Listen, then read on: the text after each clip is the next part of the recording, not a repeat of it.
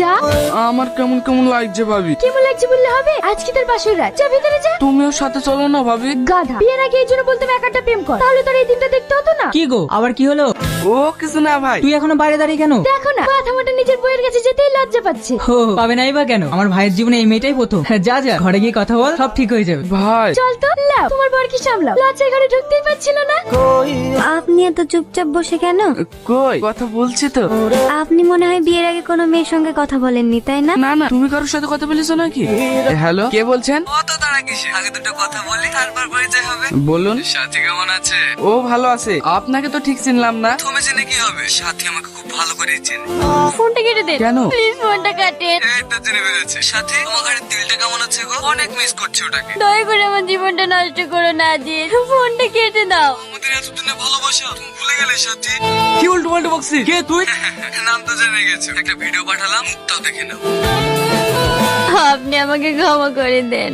সরিস আমার কাছ থেকে। তুই আমাকে ঠকিয়ে বিয়ে করেছিস। এতে আমার কোনো দোষ নেই, আপনি আমাকে একটু বোঝার চেষ্টা করুন।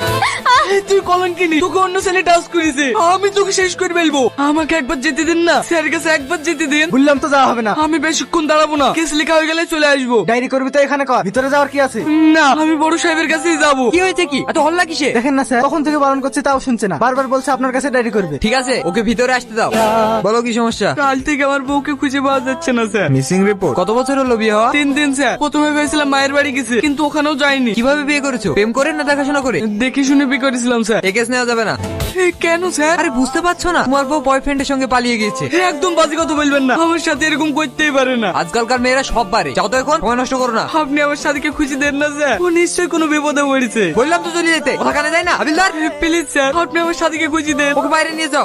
স্যার, আমি আপনার কাছে হাত জোড় করছি, আমার সাথীকে খুঁজে দেন। এক কথা বলে বলে মাথা খারাপ করে দিল। আপনি আমার কেসটা দেখে আমি আপনাকে 1 লাখ টাকা দেবো।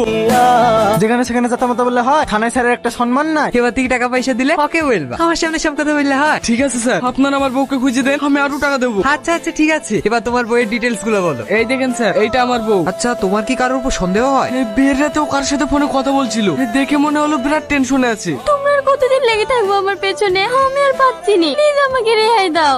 আমাকে দেখেও ফোনটা কেটে দিল। জিজ্ঞেস করলাম তো কিছু বললো না। বাবা, বাবা। কি হয়েছে মা, কিছু বলবি? হ্যাঁ বাবা, আমার কিছু টাকা লাগবে। কত টাকা? 50,000।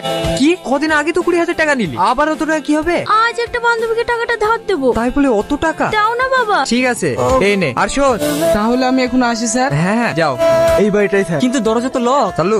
আরে বাহ, এ তো দেখছি মেয়েদের বাজার। এই দেখেন স্যার, সাথী এদের লিস্টে আছে। আর সাথে আরো মেয়ে ওদের টার্গেটে আছে। বাড়িতে কেউ নেই স্যার, আমরা আশা রাখি ওরা পালিয়েছে। সেটা তো